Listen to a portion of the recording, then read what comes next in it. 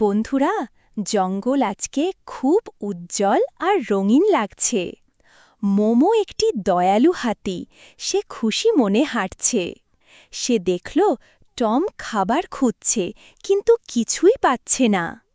টমকে দেখে দুঃখী আর একাকী লাগছে জঙ্গলে।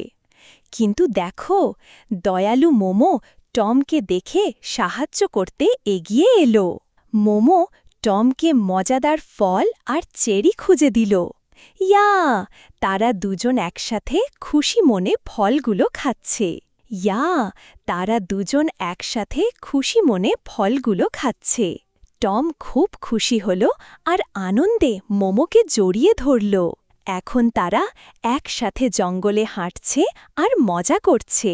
মোনো আর টম আমাদের শেখায়, খাবার ভাগ করে খেলে বন্ধুত্ব আরও মজবুত হয়।